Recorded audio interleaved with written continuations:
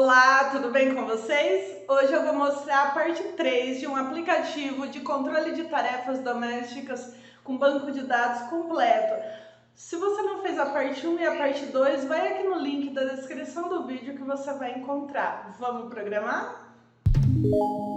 O nosso layout ficou pronto nas aulas anteriores, então nesta aula a gente vai começar a criar o nosso banco de dados. Eu vou criar este banco de dados dentro deste diretório Helper. Vou clicar nele com o botão direito, clicar em Novo, clicar em Java Class. Aqui eu vou criar a classe que vai ser responsável por abrigar o nosso banco de dados. Portanto, eu vou chamar ela de DB Helper. A classe está criada. Essa classe ela vai ser uma extensão da classe SQLite Open Helper. Então, você começa a digitar, ela já aparece, dá um Enter. Note que ele mostra um erro, porque a gente precisa implementar alguns métodos. É a sugestão que ele nos dá, então eu vou clicar aqui, Implement Methods. Vou aceitar a sugestão dele a respeito de quais métodos implementar, vou dar OK. Note que a gente tem dois métodos. A gente tem o método onCreate e o onUpgrade. Quando o seu usuário instala o seu aplicativo pela primeira vez, ele vai executar o que tiver de instrução de banco de dados dentro do método onCreate. Porém, se o seu usuário já instalou o seu app e ele vai fazer uma atualização, então o método a ser executado é o onUpgrade. Então, é por isso que a gente tem dois métodos. Ele ainda está dando um erro aqui, porque ele vai sugerir para a gente construir um construtor. Vou clicar aqui, vou aceitar a primeira sugestão dele, dar OK. Esse construtor, ele sugeriu para a gente alguns parâmetros. O primeiro dele é o contexto, o segundo, string nome, e em terceiro lugar, o cursor factor. E por último, a versão. Eu vou fazer uma alteração nesse cursor. Eu vou fazer uma alteração neste método. Então, eu vou deixar apenas o contexto, porque os outros métodos, então, eu vou colocar diretamente alguns atributos aqui. O primeiro deles vai ser public static int. Eu vou chamar de version. Esta versão, então, eu vou colocar como versão 1, tá? E a primeira vez que o usuário instalou, ele tem a versão 1. Se você criar uma versão 2 e ele reinstalar a versão 2, sendo que ele tem instalado a versão 1, então automaticamente vai ser chamado o método onUpgrade. Então, a versão, eu vou passar a versão 1 por enquanto, e aqui a gente pode passar esta versão. Isso significa que quando o seu usuário instalar o aplicativo, como é a versão 1, vai ser chamado o método onCreate. Seu usuário tendo essa versão 1, mais para frente você criar uma versão 2, você precisar fazer qualquer tipo de atualização.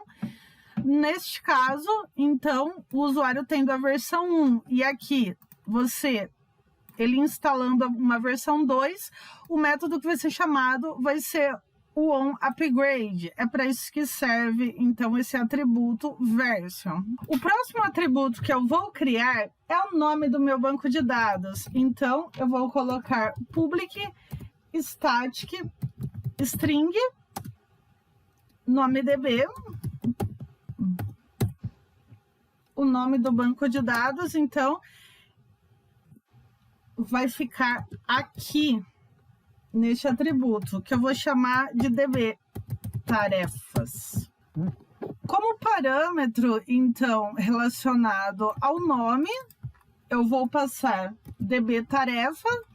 O factor, por enquanto, eu vou colocar como null. Aqui no onCreate, eu posso criar a minha primeira tabela. Então, para isso, eu vou colocar uma string SQL. Essa string SQL vai receber uma query, que no caso vai ser create table if not exists. Então, ele vai criar a tabela caso ela não exista. Para ficar mais organizado, eu vou criar um atributo public static string, que eu vou chamar tabela tarefas. Vai receber, então, o nome da minha tabela, que vai ser tarefas. Continuando aqui, então, tem um espaço aqui, tá? Não esquece desse espaço, ele é muito importante. Eu vou concatenar esta query com o nome, então, da minha tabela, tá? O atributo tabela tarefas. Em seguida, eu vou dar um Enter, apenas para ficar mais organizado o código, mas esse Enter é indiferente na execução do código. Vou concatenar, então, agora com o nome, né, do primeiro campo. Então, esse campo vai chamar ID, é um campo integer e é um primary key. Então, o primeiro campo é a minha chave primária. Eu não posso esquecer de colocar esse campo como auto-incremente.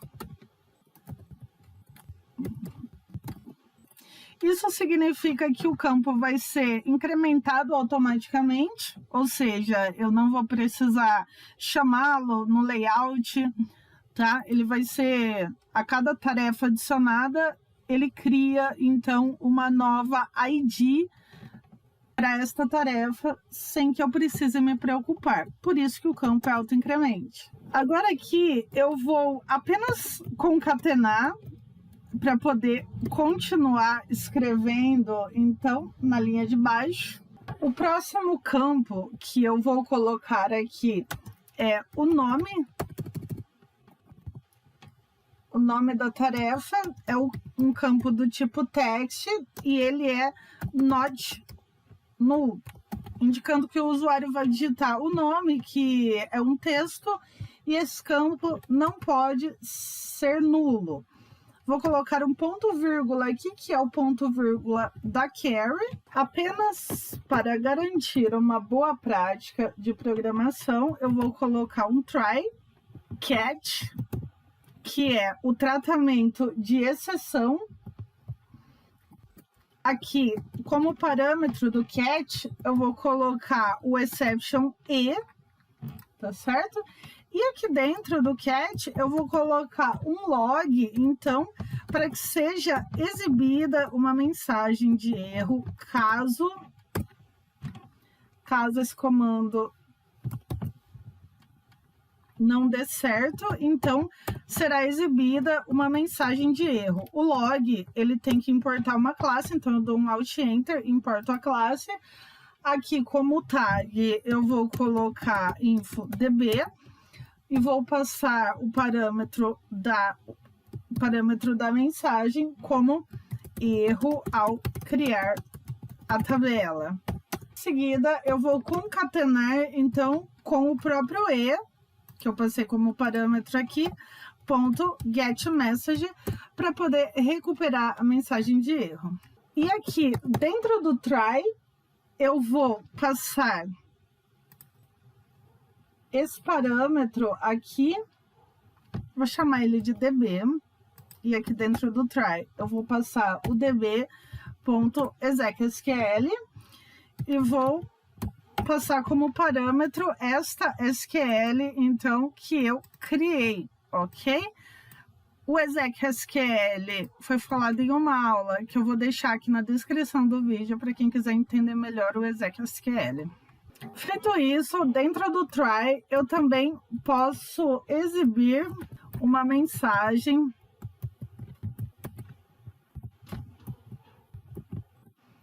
sucesso ao criar a tabela. Você poderia criar quantas tabelas você quisesse, ok? Você poderia criar aqui outra tabela com outro nome e chamar aqui dentro do try quantas tabelas você quisesse, quantas fossem necessárias para o sistema que você está desenvolvendo. Lembrando apenas que esse método onde a gente fez tudo isso é o método onCreate. Ele vai ser chamado apenas uma vez, a primeira vez que o seu usuário instala o app. Quando você precisar fazer uma alteração, depois que o seu aplicativo já estiver publicado na Play Store, você vai trocar essa versão para 2, tá? E depois, neste caso, quando o usuário já tiver a versão 1 e for atualizar, o método que vai ser chamado é o onUpgrade. Eu sugiro que você faça alguns testes, então, usando esse método onCreate e onUpdate, apenas para aprendizado.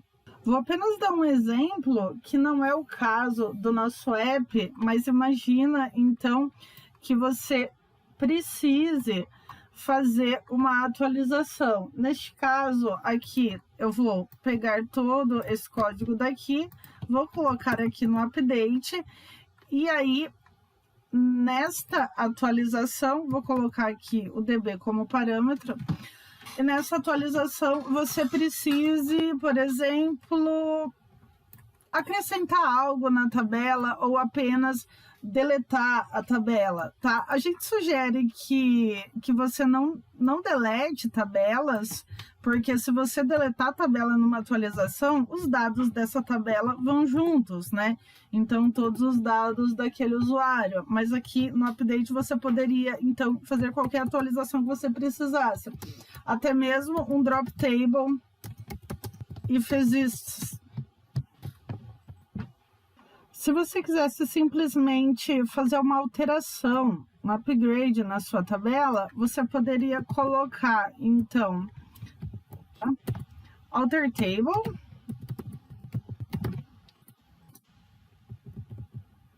tabela tarefas. Aí imagina que a partir de agora o seu app ele vai ter uma coluna nesta tabela, uma coluna chamada status, que vai ser um varchar com 2 caracteres. Nesse caso, você poderia controlar esse status como 10 caracteres, como feito, concluído, executada, tá? Então, se você quisesse acrescentar um status para essa tabela num upgrade que você fosse fazer do seu aplicativo, tá certo? Só um adendo, eu coloquei text aqui porque o nome da tarefa pode ter muitos caracteres e já o status, né, como concluída, executada, excluída, seria uma palavra pequena, então eu coloquei como varchar e limitei a quantidade de caracteres. Então este é apenas um exemplo, porém para fim de testes, apenas como teste, eu vou fazer o seguinte, eu vou colocar aqui um drop table if exists, vou concatenar com tabela tarefas. Não posso esquecer aqui do ponto vírgula. Então, 2 pontos vírgulas, né? O ponto vírgula da Carry e o ponto vírgula aqui do Java. Agora, aqui dentro, então, do DB execSQL, embaixo eu preciso colocar o método onCreate e passar como parâmetro o DB. Isso daqui é apenas para fim de testes, então na hora de fazer o upgrade, ele vai deletar a tabela e criá-la novamente. Então, nessa aula, você aprendeu como criar a classe DBHelper. Na próxima aula, a gente vai testar se está tudo funcionando, beleza? Até a próxima aula.